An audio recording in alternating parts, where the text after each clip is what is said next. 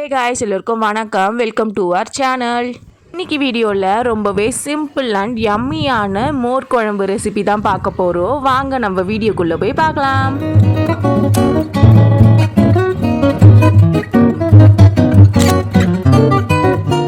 மோர் குழம்பு செய்கிறதுக்கு ஒரு 2 டேபிள் ஸ்பூன் கடலைப்பருப்பை வாஷ் பண்ணிவிட்டு ஒரு 1/2 hour ஊற வச்சுக்கலாம். ஒரு பேனில் வெள்ளரிக்காய் ஆட் பண்ணிவிட்டு அது கூடவே தேவையான அளவுக்கு தண்ணி வச்சு வெள்ளரிக்காவை வேக வைக்கணும். மோர் குழம்புக்கு இந்த மாதிரி தண்ணி காய்கள் ஆட் பண்ணி செய்வாங்க. வெண்டைக்காய் ஆட் பண்ணுறதா இருந்தால் கொஞ்ச நேரம் ஆயிலில் சாட்டே பண்ணிவிட்டு அதுக்கப்புறமா மோர் குழம்புல ஆட் பண்ணிக்கணும். இது என்னோடய ஸ்டைலில் மோர் குழம்பு, ஒவ்வொருத்தவங்க ஒவ்வொரு ஸ்டைலில் செய்வாங்க. வெள்ளரிக்காய் வேகும்போது அதுக்கு தேவையான அளவுக்கு சால்ட்டும் கொஞ்சமாக மஞ்சத்தூளும் ஆட் பண்ணி வேக வச்சுக்கணும். வெள்ளரிக்காய் இந்த பக்கம் வெந்துக்கிட்டே இருக்கட்டும். அதுக்குள்ளே நம்ம ஒரு கிரவுண்ட் மசாலா பேஸ்ட் அரைக்கணும். அதை அரைச்சிக்கலாம்.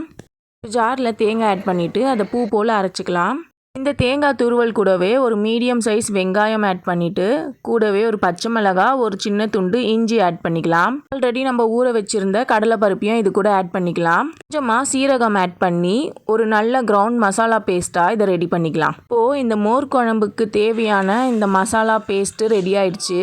இப்போது இதை இந்த வெள்ளரிக்காய் வெந்துட்டுருக்குல்ல அதில் ஆட் பண்ணிக்கலாம். இந்த மசாலாவை நல்லா பச்சை வாசனை போகிற அளவுக்கு வதக்கிட்டு ஜாரையும் வாஷ் பண்ணி அந்த தண்ணியும் இதுலேயே ஆட் பண்ணி நல்லா குக் பண்ணிக்கலாம். இப்போது இந்த மசாலா நல்லா கொதித்து வரணும். அதுக்குள்ளவே 1 கப் திக்கான கேர்டை நல்லா ஸ்மூத்தாக பீட் பண்ணி வச்சுக்கலாம். எந்த ஒரு லம்ஸும் இல்லாமல் கேர்டை நம்ம பீட் பண்ணி ஆட் பண்ணோன்னா மோர் குழம்பும் நல்லா ஸ்மூத்தாக க்ரீமியாக இருக்கும். கேர்டை இந்த அளவுக்கு பீட் பண்ணியாச்சு. இப்போது நம்ம ஆல்ரெடி ஆட் பண்ண மசாலாலாம் நல்லா கொதிச்சு வருது. இந்த ஃப்ளேமை ஆஃப் பண்ணிவிட்டு நம்ம பீட் பண்ணி வச்சுருக்க கேர்டையும் இது கூட ஆட் பண்ணிக்கலாம்.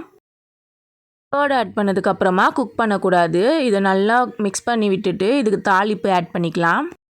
ஒரு தாளிப்பு கடாயில் 2 டேபிள் ஸ்பூன் ஆயில் ஆட் பண்ணியிருக்கேன். இன்னும் நல்லா காஞ்சதுக்கப்புறமா இது கூட கடுகு, உளுத்தம்பருப்பு ஆட் பண்ணிவிட்டு கடுகு உளுத்தம்பருப்பு நல்லா பொரிஞ்சதுக்கப்புறமா இது கூடவே காஞ்ச மிளகாவும் கருவேப்பிலையும் ஆட் பண்ணிடுறேன். நான் ஒரு 2 காஞ்ச மிளகா அளவுக்கு எடுத்திருக்கேன்.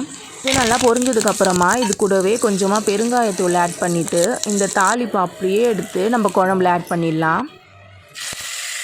எல்லாத்தையும் நல்லா மிக்ஸ் பண்ணிவிட்டு கூடவே கொஞ்சமாக கொத்தமல்லியில் ஆட் பண்ணி சர்வ் பண்ணோன்னா சூப்பர் அண்ட் க்ரீமியான மோர் குழம்பு ரெடி. ஒயிட் ரைஸோட சர்வ் பண்ணிங்கன்னா அடிப்பொலியாக இருக்கும். இது வரைக்குமே மோர் குழம்பு ட்ரை பண்ணாதவங்க இந்த ரெசிபியை கண்டிப்பாக ட்ரை பண்ணி பாருங்கள். ரொம்பவே சிம்பிள் அண்ட் குயிக்காக செஞ்சிடலாம். இந்த மாதிரி நிறைய ரெசிபி வீடியோஸ் நம்ம சேனலில் அப்லோட் ஆகிட்டே இருக்கும். உங்களுக்கு இந்த வீடியோ பிடிச்சிருந்தா இந்த வீடியோக்கு ஒரு லைக் பண்ணுங்கள். இந்த மோர் குழம்பை செஞ்சு பார்த்துட்டு எப்படி இருந்துச்சுன்னு கமெண்ட் பண்ணுங்கள். இந்த மாதிரி நிறைய இன்ட்ரெஸ்டிங்கான குயிக்காக செய்யக்கூடிய ரெசிபி வீடியோஸ் பார்க்குறதுக்கு நம்ம சேனலை சப்ஸ்கிரைப் பண்ணிக்கோங்க. கூடவே பெல் ஐக்கானையும் கிளிக் பண்ணிடுங்க. இந்த வீடியோ ஃபுல்லாக பார்த்து எல்லாருக்கும் ரொம்ப தேங்க்ஸ் அண்ட் பாய்.